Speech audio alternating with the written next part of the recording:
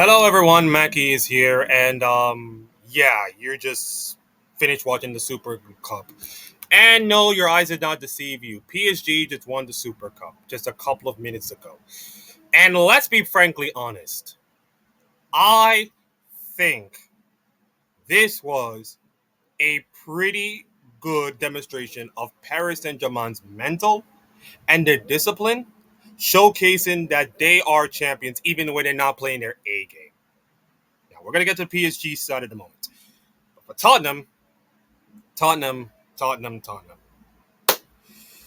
Man, it almost feels like when they finally won the Europa League, the Spurs tank should be going away, but it almost feels like it never goes away, especially in this game, to be honest.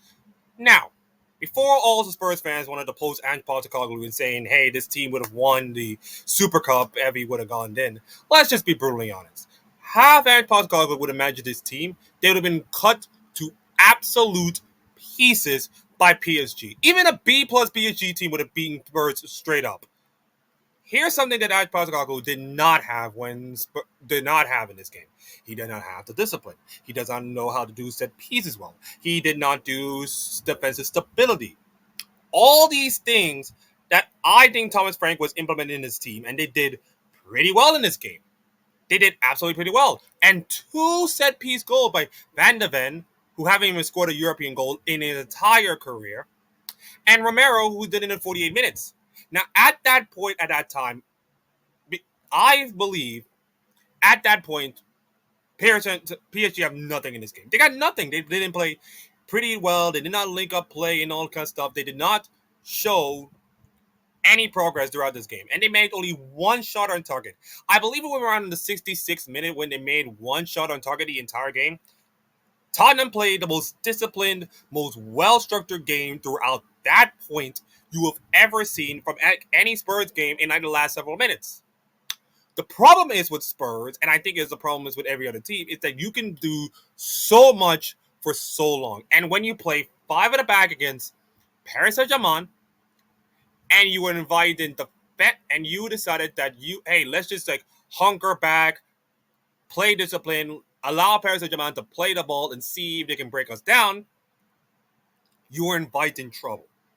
You are literally inviting trouble to this team. Because, yes, PSG did not play the great game up to that point. But the great teams are not great in most moments. They're just great when they have to. And Luis Enrique made so much greatness in the substitutions. Two major substitutions. First, Kang In Lee comes in the 67th minute and put up a brilliant strike down low in the post past Vicario to make it 2-1. And you're thinking to yourself, okay, nervy time. Okay, nervy time for Spurs fans, pretty much nervy time for Spurs fans. But if you're PSG, you're pretty much up in it. And then Giancarlo Ramos with an absolute glance in the air from a brilliant assist by, Osama Dembele. The football model have Vitinha as my MVP, but I think Osama Dembele deserves to be recognized as the MVP of this match because you know why? These stats that I'm about to show you will tell you a different story. I'm just hold up, hold up. Oh, sorry. I wanted to show you some Dembele stats, by the way. Just to show up why he was impactful in this game. Let me just see if I can read this. Um. Okay. All right. Okay. Let's see. And give me a couple minutes, and wrong screen, Nike, wrong screen. It's like it's gonna come. It's going to happen. It's going to happen. Let's see. And there you go. See, okay, this is Osama Dembele's game, by the way, from SofaScore. Different, models, different apps, but same applies. 60 touches, one huge assist for that goal, three key passes, 50% of his accurate crosses, 4 to 5 accurate long balls, 39 to 42 accurate passes, 2 to 3 successful dribbles, 3 to 4 ground duels won, which is pretty much key and one penalty shootout goal, which was put it on calmly with a 9.2 SofaScore rating. If that doesn't pretty much seal his Ballon d'Or, if that doesn't seal his Ballon d'Or placement, in probably next couple of months. I don't know what will. I don't know what will. He did literally everything in order to put PSG in a good position, passing really well, and won some ground duels, won some defensive key duels. Kylian Mbappe will never do that in his PSG time. He will never. Osama Dembele did, and he was crucial to PSG's incredible comeback. And then we're on to penalties, and you're thinking to yourself, okay, Tottenham are cooked, right? Well, you're wrong because in the first couple of penalties, Dominic Solanke scored, and Vitinha missed, wayward, of course, and then Rodrigo Bentancur scored, and you're thinking to yourself, okay, Tottenham have this in the bag. But unfortunately, this is Spurs you're talking about. They're not going to have some nice things. John Carlos Ramos with a huge penalty there, and Mickey Van der Vaart, which pretty much saved by by Chevalier, who has a I don't think he would played a great game, to be honest. He made that horrific save, of course, when Romero made that incredible crawl header to make it 2-0 Spurs at that point. He did fine, and you can understand why, because you're replacing the great Genie Donnarumma, and I also did a TikTok, YouTube short about it. It's like you're replacing this guy who was an incredible player, an incredible shot stopper, for a guy who wanted to play on his feet, play some complementary football, and do some saves at the same time. Yeah, listen. I've seen Anana last year, and it's not looking great, man. It is not looking great, but I'll give him a pass because he made some fine, decent saves.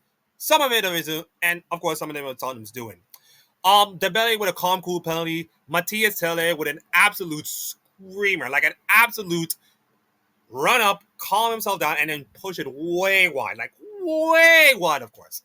Then Kennedy scored, and Pedro Porro puts in the pressure, but Nuno Mendes puts it right there, short run up, smash it in, and PSG, in the most unlikeliest circumstances, won the Super Cup.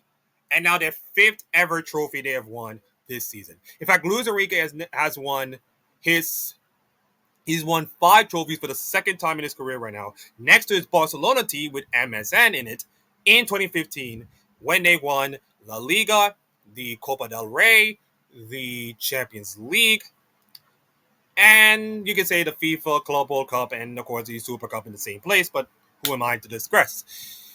I think there's a lot of things I want to say. I think first off was Tottenham. I think they played a good, decent football game from the first minute until the 85th.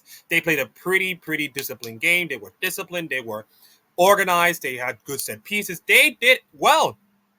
And yes, I know they lost, and I know the vultures are circling in from everywhere. That's saying that, oh, Thomas Frank, welcome to Spurs, man. Welcome to being Spurs and all kinds of stuff. No. Listen, I do not want to overreact, but not the but he did good. He did fine in his very first competitive game against a really hard team, against a dominant team like Paris Saint-Germain. He did everything he could. Pretty much after what happened to Bayern Munich in the preseason and all kinds of stuff. Maybe people would feel like, okay, PSG is going to beat Tottenham to a pulp. I mean, look at the percentages. It's 63% PSG to win that one. Many people have PSG to just even crush Tottenham 3-4-0, even if they're not playing their best, 3-4-0 up and down the floor. But it didn't happen, and I credit Spurs for that. I think Spurs would have been a little more possessive, a little more, calm in that final few minutes to make sure they see the game off. They have to be like a little more professional. That's what it is. It is, and I think there's a lot, and that'll be like learning curves for him and his team going forward. Now, let's just be honest. I do not think that Tottenham will go like 22 losses again. They're not going to go like 17 plays, 22 losses. That is not going to happen with Thomas Frank's team. I think they're going to be like a decent top 8 team at most for most of the season. And I think with performance like these, I think they're good, but they're just not like good enough to like beat the Arsenals or beat the Liverpools of the world, but good enough to like not crap themselves against your Burnleys. By the way, they're playing, of course, next week. And your Burnleys, your Brightons, your Brentfords of the world, Thomas Frank former team. I don't think Tottenham is going to be like that. I think this performance just showcased that I think Tottenham are going to be good enough to not compete for titles. No, far be it. But pretty much compete for European spots. That's all I have to say in that part. For PSG, I feel like this is a mental game they have won. You know the old Tononovich quote, never underestimate the heart of a champion, and they show that in spades. What happened in the Club World Cup when they lost to Chelsea? They kind of lose their heads and lose their discipline and all kinds of stuff. Many people want you thinking to yourself after they're gone 2-0 is that I don't think PSG have the discipline. They don't have the mental fortitude. They don't have like the tactical wherewithal to like overcome all of this. Especially against Spurs of all team. Against Spurs! With Thomas Frank as their first manager. That would be embarrassing enough. But credit to Luis Enrique, who kind of slowly redeemed himself after the whole FIFA Club World Cup debacle. But you gotta give him credit for like using the substitutes, implementing them, and then doing well and having big moments when it matters most. Did they play great? Sadly, no. The stats just pretty much says the whole story. I mean, they got blasted, 13-12, kind of close, 5-3 shots on target.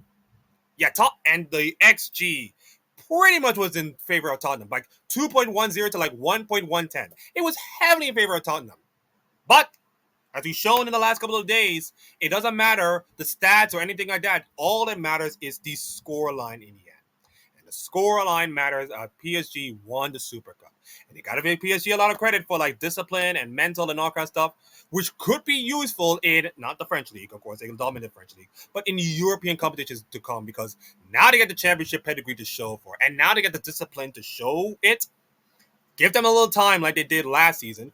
Give them a little structure and give them a little bit of leeway for a couple of games. And I think PSG could be back. Will they win another treble? It's hard. It's really hard to do to duplicate what you have last season into this season. As we saw from Manchester City a couple of years ago, it's hard.